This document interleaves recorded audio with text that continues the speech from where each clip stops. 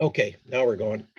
Okay, good. Well, anyhow, I was interested in your in the five different projects that you came up with, Mhm. and I wanted to ask, first of all, did you get much out of the book, the ideate method? Did that help at all? It helped because I'm sorry, my phone. It helped because it made me think more, more in depth when when I'm trying to think of something to come up with a product, a, a product or whatever the case may be, a venture, um, because I didn't think about, honestly, I didn't think about, okay, so not just my idea and what I think is great, but Uh-huh. is it a issue for everybody else, not just you? Right, right. So you have to figure it out. Like you can't just create something and think it's going to hit the market and blow up. Like you have to make sure there's people that's going to be invested in your project, in your Okay, good. idea. Absolutely. I know I had trouble with that way back. I mean, I've been doing this for some time, but I thought I had a good idea, and why don't we just do it? Mhm. Well, if nobody else thinks it's a good idea, it's not going to go anywhere. Exactly. So finding a problem that is big enough to be a problem for enough people and a bad enough problem that they'll want to pay money for it. Mhm. That's the issue. Now, I wanted to go into the items that you came up with and see if you can remember how you came up with those ideas. The Okay. first one I got in front of me is the regulator, the blanket that discovers your temperature while you sleep. This blanket will warm you when your body reaches a low temperature, will cool you when your body temperature reaches desired warmth to deliver restful sleep. Dual temperature blanket, rechargeable with Bluetooth capabilities. Mhm. What prompted you to come up with it? Any idea?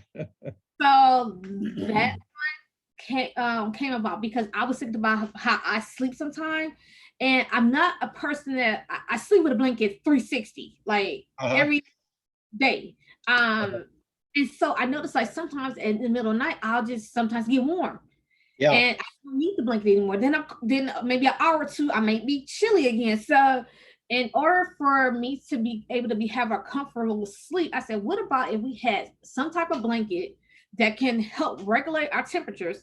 So if we get too warm, it'll cool us down so we can sleep more comfortably. Uh-huh. Or or too cold, then we'll kind of be in a not too warm place, but just comfortable. Yeah. And I was thinking about, how many like things I invested in, like cooling pillows and stuff like that, just to kind of keep my temperature kind of regulated. Have you actually done that? Invested in the cool pillows? Yes. Yeah. You have. Okay. Well, good. I'm not a tip Well, repeat bed, but we'll see how. well, I guess, you feel warm sometimes. Mhm. And is that a measurable temperature? Because Right, you feel warm, is your skin warm? And right. is it a measurable temperature? I don't know that. That's a question. Yeah, good But one though. the assumption is that yes, your skin is warm or it's cold, and so it could be sensed, and then you could develop a product that would take that sense, and if you're cold, it would increase the temperature. If you're warm, it would lower the temperature on the blanket. Mhm. So I mean, I think it's a neat idea. I looked in the internet a little bit. There are all kinds of electric blankets, Yeah, um, but I didn't see one that went both ways. me neither. There were some that were rechargeable, Mhm. um, and I forget. It seems like something like 5 hours. They were good for 5 hours. It takes quite a bit of current to warm or cool, I would think. Right. So it might be a major battery, but Mhm. it doesn't have to be a rechargeable. You could actually plug it in But if it required too much current. So it seems to me um, that it's an idea that I think some people would be interested in. Now, whether they're interested enough in it to spend a lot of money for it, I'm not sure. but obviously you'd do customer discovery and you'd find out whether there is a market for it. But just on the surface, it looks like there isn't anything out there. At least I couldn't find it. I didn't study it for a long time. And so is that because there's not enough interest, or just people haven't thought about it and developed it? So Right. you'd have to find out, obviously, that I think it's a neat idea. And you came up with it because of your own personal discomfort with it being too hot or too cold. And you didn't have anybody else that said, hey, this is a problem. No, I didn't ask. Yeah, I guess I would have to, ask friends and family to see if they ever had a issue with being a little too warm or something like that. But I know many people that sleep with fans, yeah, or just sleep with a sheet. They don't sleep with a comforter. You know what I mean? So yeah, yeah, no, they try to sleep with more silk-like sheets to keep their temperature so they won't sweat, because some people are, I know a lot of people that are night sweaters. yeah, So, I think there is somewhere out there's people that have discomfort at night that yeah. I think so too. The big question is whether there's enough to really make a product successful. I don't know that, but that's part of what the customer discovery is all about, and getting a minimal viable product and going beyond that to actually see if it would be a winner. So I think it's very interesting, and uh, you generated it from personal experience, and you thought it might be a problem for other people. yeah, possibly, yeah. Yeah. Okay, good. Let me go on to the next one. Okay. You'll find this interesting, I think. The supporter sports bra, which I thought was very interesting. It's interesting, a couple of reasons. One of the students that I interviewed, let's see, her name is, let me get it for you. Okay. Katie Gilhausen, Gilhausen. And Okay. she goes to a college in South Carolina, and her dad was very interested in ideas to start businesses. And she had a golf scholarship at her college, and she'd been playing golf since she was little bitty. And she played as a freshman, I think, and she always had it kind of in her head. And her dad was encouraging her to think of a business that she could start, which is, I think, unusual for a college student to think about that, but it's a good opportunity because there's a lot of support that a college will give. Well, anyhow, she went home one Christmas vacation and told her dad about an idea that she had. Okay. And what it is, she recognized that women especially have difficulty with keeping track of their phone, their student ID, and credit cards. Okay. Those are all things you gotta have with you. Mhm. And they would lose them, or they'd not be comfortable and not be in the right spot or something. And so what she came up with, what she called a socket locket, which she strapped to her leg under her dress. So she just have to lift her dress a little bit in there and be able to pull it out. And she designed something, made a prototype, and she actually won money at the Collegiate Entrepreneurs Organization conference in Tampa. I think it was 3 years ago. It was one of the winning ideas, and she ended up getting a patent on it. And if you go to her website, Socket Locket, you can see it. Okay. And I'll check. it's a very similar idea to yours. And I noticed that in her website, she says not to be confused with Pop Sockets LLC. And that's another product that does similar thing, Mhm. but it's a broad line of products. I don't think it's as good as hers, but she didn't want it to be confused. And so she started a business. She got Walmart interested in it, and she got in Walmart with it, which was amazing, I thought. Um, as a product that she would sell to them, and they'd sell to their customers. Um, Now that's similar to yours, only it's obviously a different where you hold it and where you put it is different, but it's the same problem that you've identified, and I think that's pretty neat because I think that problem still exists. Um, you don't see a lot of people with a socket locket. I don't think I've ever seen anybody around here with one. Um, but I know she's trying, and she'll, penetrate the market to a certain extent. But I think there's room for another idea, which is what you have. And how did you come up with the idea? I came up with the idea because just for me, personal issues again, Mhm. going on walks, exercising, running, trying to, exercise and going to the gym, things like that. Um, and trying to have and not because I don't carry a purse when I go to the gym or if I'm walking or something like that. I don't even carry a wallet. Right, right. So I try to be as free as possible. I have my earbuds and I'm like, okay, so if I don't have a pocket on my legging, where am I putting my phone? I normally stuff it in my sports bra.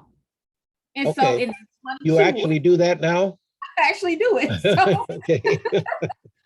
so I stuff it, but my husband's What like, "Where do you what put your about phone? You're not scared what getting about your driver's license and credit card? everything." Oh, okay, so it's a similar ideas, just at a different place. Mhm. Okay. Well, um, so you would actually you'd manufacture a bra that would have a pocket in it that would be make that easy to do. Because I think it's a winner myself. yeah, and I have not yet. I've seen things where they have it where the pocket is like in the back part of the sports bra, but Yeah, that's hard. Like I'm like, who yeah, can it's difficult. Yeah, exactly? So I'm saying in front because I know most people they would stuff anything. I know women stuff. My grandma used to stuff her coin purse. So it's yeah, like certain things you can women just put them right here, close to the chest.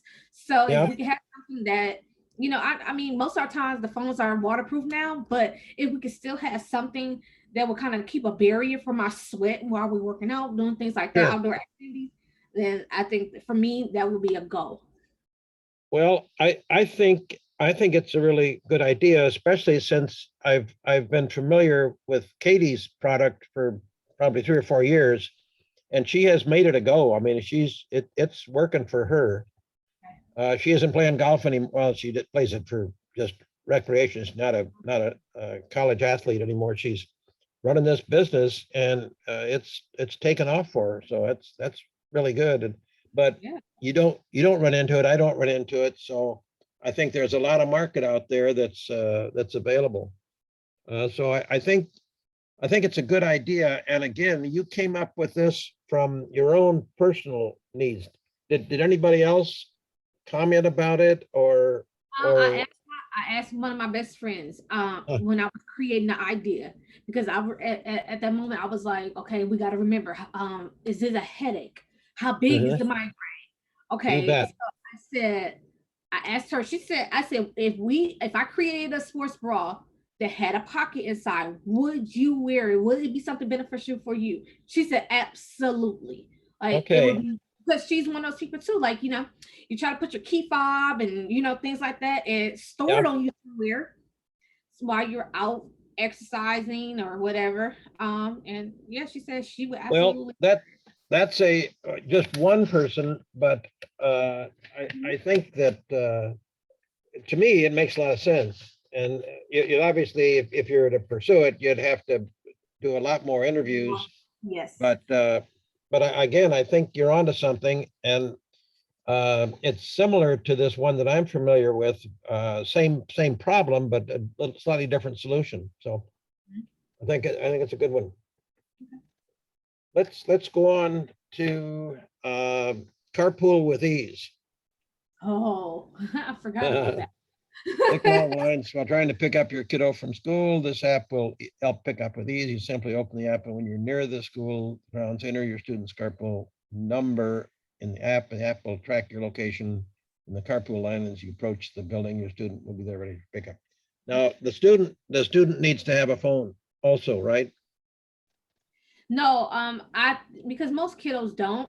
I think the Right. system would have to be within the school. So the school would have to have the technology, the iPad, whatever the case may be, and the parents themselves obviously have to have the phone. So then once the parent inputs their information, it travels. The school will see it on the iPad. It will ping them so they could know. Oh, okay, we're starting to have parents line up. This student is next, and start getting the student prepared to come out. Okay. I had the hard time with my daughter's school picking her up, and the Okay. line is lengthy. And you could sit in that line. I sat in that line one day for an hour trying to pick my Oh, daughter up from school. no, I can't believe that. Wow, that's amazing. Yeah, because there was so many. So she didn't know you were there? She knew I was there because I texted her, and I said I'm here.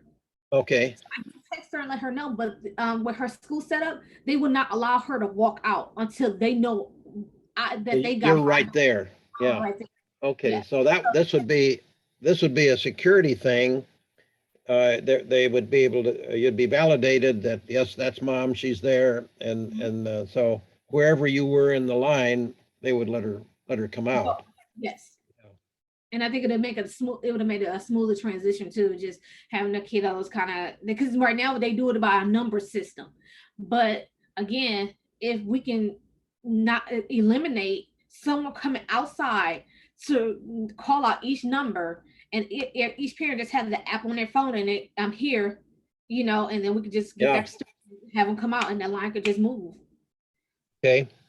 And it'd So be to do it, you'd have to have the cooperation of the school. Mhm. Would you sell it to the parent? Is that what you do? And then the parent the school would have to approve it, I suppose. And they would have to agree to be on the other end of the notice. The parent would send a notice that, yep, I'm here, here's where I am. The school would get it, and then they would release the child. Correct. So it gets a little bit involved. You gotta have both the The school, school and the parent. Probably the parent is going to be the one that's going to pay for it, I suppose, yes. because they're the one most interested. The school should be interested, but they probably wouldn't do it. Probably be up to the parent to pay for it. Mhm. So the sale would be to the parent, but you would have the involvement of the school to get them to cooperate. That could be tough. You don't know. Don't know. I just Yeah. it's potential, but it's risky at the same time. I think a lot of leg work will have to go into it. Yeah, you've got it's more than just one party that has to want it. The parent and the school would both need to want it. So it sounds like it would work and it would solve a problem. And I guess the question is the problem, if the problem is tough enough, then people will get it solved. And this would do it. And I could see that especially if it was an area where you'd feel that your child might not be safe, you'd want to make sure it would work, Mhm. and this would be a solution that would be safe. It would seem to me. Yeah. I think it's got potential. It's not the easiest thing to do, but I think it's got potential. I agree. Good. Okay. Next one, the detector Flatiron. Flatiron has a Oh, sensory technology that can determine the temperature of, uh, depending on the texture of the hair of the client's hair, prevent the stylist from applying too much heat to the client's hair and potentially burning their scalp from the steam. Flatiron will also detect heat damage in the hair shaft. The Flatiron will come in various models of different hair types. How yes. did you come up with this one? Again, personal experience. Oh, At that time, I was actually getting my daughter ready for school pictures, uh-huh. and she would complain. She always complains about the steam, and I'm like, I'm not burning you, Steam. but Oh, because you're working on her hair. Yeah. I'm working on her hair. And she jerks, and then I said, well, because she thinks I'm burning her. And then I was Hmm. thinking about all the experiences that I've had with flat iron stylists, things like that. And I was Yeah. like, okay, so what if there was a product out there that can determine how much heat is applied to our hair to make sure our hair is straight enough Yeah. so we don't constantly go over and create heat damage. It Yeah. will also be able to help, and that's where I came with. There will be various models for different hair types Uh-huh. because we would have, in order for it to detect the heat damage and things like that, I think we need to have specific um, codes and things like that in each model for it to actually work. And So would the person that bought it, would they try it with different settings until they found the right one? Or would you have a chart that would say, here's what you should have with different types of hair, or how would this work? I yes, and that's what I was started with. So if someone had 1B type hair, curly wavy, sometimes that takes a little bit more heat to straighten out Yeah. than keep your hair or just more fine straight hair. You know, they don't need Mhm. much heat. Yep. So but people still over apply heat because we're trying to get a long lasting straight. You know, with the style, we want to last longer. So, you know, people run the iron over multiple times. And we sometimes we don't need that, or we add more products that's gonna make the iron burn our hair. So just that would I would want a setting. So I would have maybe a small little manual for people to understand, like if you have this type of texture, this is where it should be, and then Okay. go. Well, now, at present, is there one temperature? There are a range from right now on a flat iron from maybe 200 to 400 degrees Fahrenheit. Yeah. Up to, you can back it off a lot and be almost nothing, up to 204. So it either goes from 200 to 400. So you Oh, have a 200 to 400. Okay. yeah, so 200, 354, you know, 450, some of them. And most people, to really get the optimal results, will be probably around 350, 400. They would think, to make sure they don't have to, they could do get the style quick, and you know, just go through. And I think that's another problem, is because we turn the heat settings up so we can lessen the time that we're doing our hair. Yeah. Yeah. Wow, this is a complicated one because everybody's different and the result you want is different. Mhm. Um, and what you're suggesting is that there is some kind of a sensor. Um, and that kind of temperature, if you lay it on your skin, you're going to get burned. Yeah, and you may want it that hot to achieve the result you want. Mhm. So I think this is a tough one. I can see the need, but I'm But having trouble with the solution. mhm. How you can get it so that it'll do the job, um, but to do the job, it's got to be hotter than laying on your skin. You don't want it laying on your skin. It's got to be hotter than that to do the job.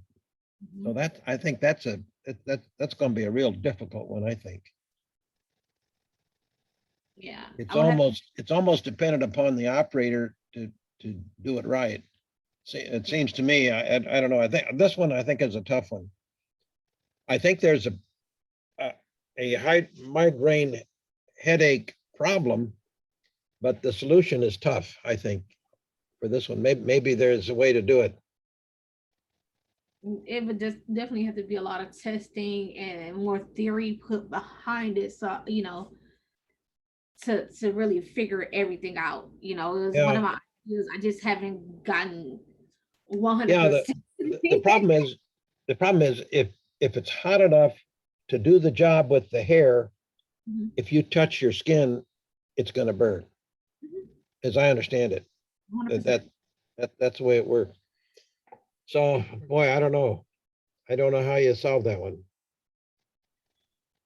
I think you've identified the problem. I'm just not sure about the solution. That's a tough one, I think. Let's go on to the next one. Speak TV, and this one was your own personal experience. That's how you came up with that one. There wasn't anybody else saying, here's what we ought to do. Okay. Speak TV, and artificial intelligent television will have Siri-like capabilities that will enhance your television watching. Walk into the room and request that television turns on and off profiles for each member of your household so that your television experience is customized to your favorite programming. The television will also have capabilities to suggest new programming and ask what you would like to watch. Mhm. Neat. I'd love to have it. I said the same thing. So what it was is that I was sitting there one day and I was thinking, and I looked at my television. I'm like, you know, and I was thinking, and I was going through the book, and I was thinking about futuristic and Mhm. what in the future can we do? What can I advance that we have now, current technology, and make it better and something that people will want?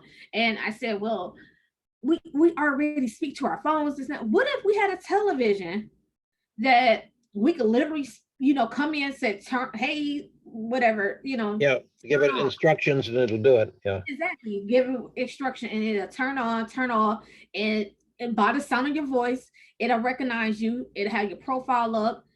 You'll have your settings of your favorite channels, things like that. It'll even speak back to you. So if you want to do some more customizing, or it asks you if you want to watch something different, you can have that conversation with it. Well, I can certainly see the need. My son-in-law, he passed away 3 years ago, but he had small cell lung cancer, and with all of the treatment that he had, he eventually didn't have use of his arms or legs because they did so much radiation that really zapped him. And so he got something like this. It wasn't as extensive as your description, but I think he could, by voice, he could turn on and turn off the TV.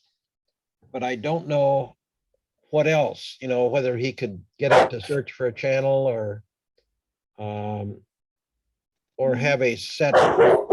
program that he would. Zane, quiet. So that there certainly was a need for him Hmm. because of his situation.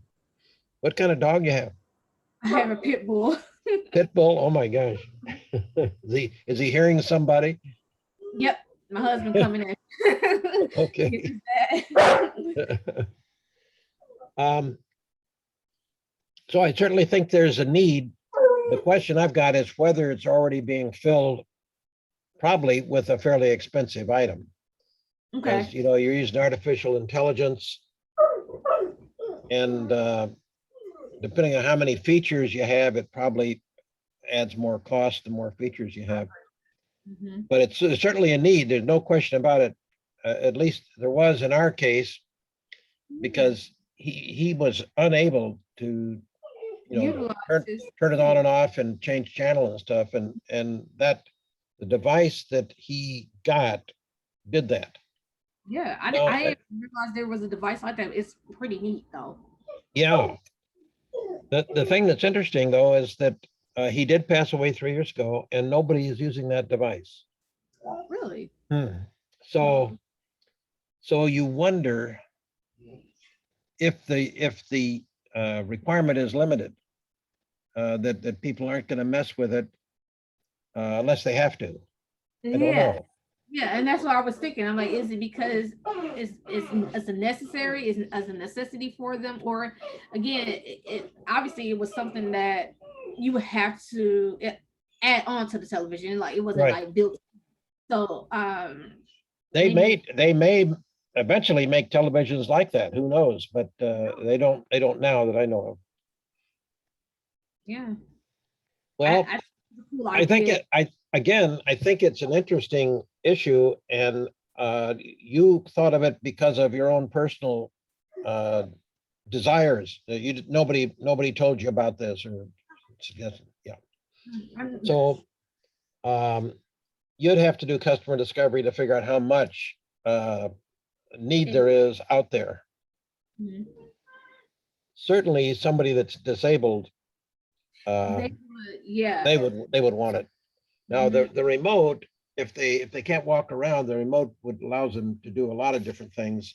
But if they don't have use of their hands and they all they had is voice, then it'd be a real valuable thing to have.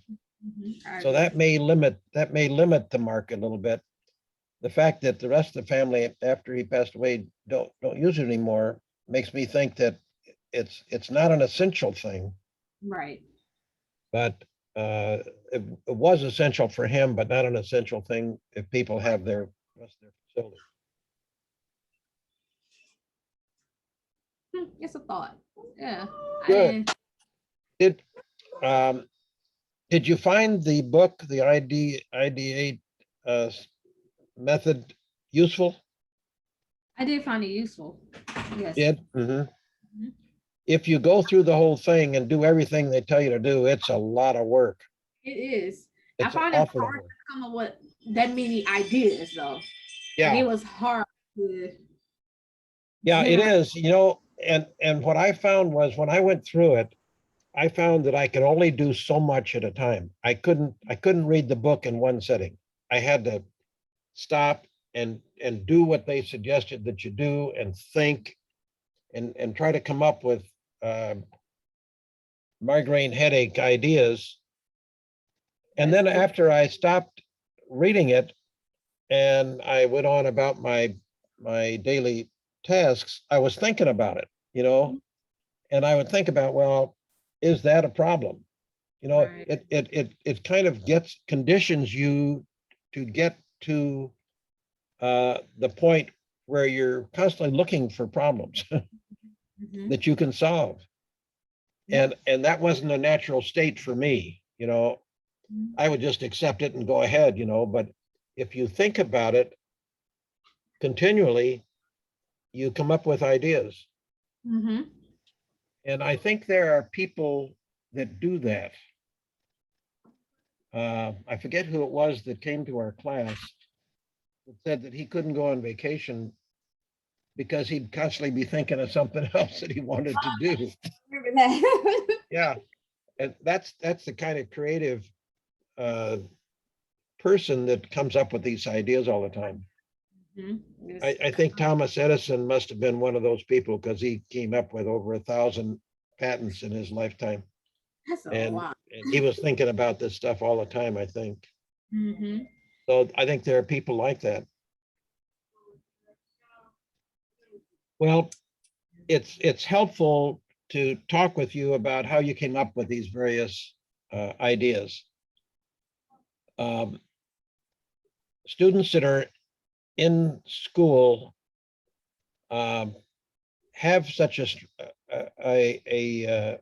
great opportunity to have their own business because of the school support that they can get. And and I just wonder if more students thought about having their own business if they would. And I think for me, I didn't think about owning a business or having a business until later. Uh-huh. Coming out of high school, it that wasn't my thought. It Hmm. wasn't. When I first started college, my whole thing was to get a degree, go in this field, and then Yeah, go get a later job. I discovered, well, no, I kind of want to work for myself. I kind of want to do this. I kind of want to do that. Yeah, And I felt like I would be limited if I didn't, if I only focused on getting a good education and getting a job. And I think that's when it broke for me. Like, uh-huh, okay, so now what you do is, and that's why I went back to school too, because I started on psychology and I went back for business. And uh-huh, so because I want to understand the ins and out of how to, the work the system, how the market works, how internet, how to do it so I can maximize my potential and actually keep my business growing. yeah, And that's what sparked for me because I'm like, you can start a business without having any of the college education courses. However, I think it helps you along the way if you have yeah, some type of background knowledge business law, stuff like that. You have to study. So for me, and I want to get some tools underneath my belt before I did it. And I don't see, the way my daughter, I speak with her, she wants a business for herself. I try to help her with making t-shirts and anything that she wants to make. Sure. And How old is your daughter? 11. 11? Interesting age for a girl. Yes. They're just blossoming at that point. Mhm. And they're interesting. I've got a granddaughter that's right about that age. And it's very interesting because they're a little more independent, and the girls aren't always nice, but they make it through one way or another. So that's interesting age. Very good. It is. We're going through it. Well, great. Gosh, I've run out of questions to ask you, but you've been very helpful, and I appreciate it. If I think of something else, would you mind if I get back in touch with We can give them a call and we can do that. you? Okay, great.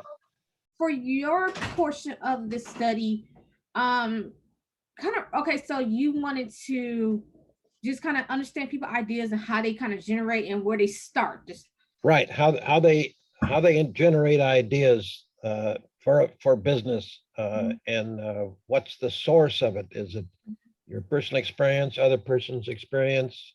You identify a problem that you've had, or you can see what somebody else has, and then it grows out of that. That's really the just question. yeah. Okay. Well, great. Well, thank you so much. I appreciate it, and we'll look forward to your being in class. Thank you. We'll see you Tuesday. Okay, have a good weekend. You enjoy. Bye. Bye-bye.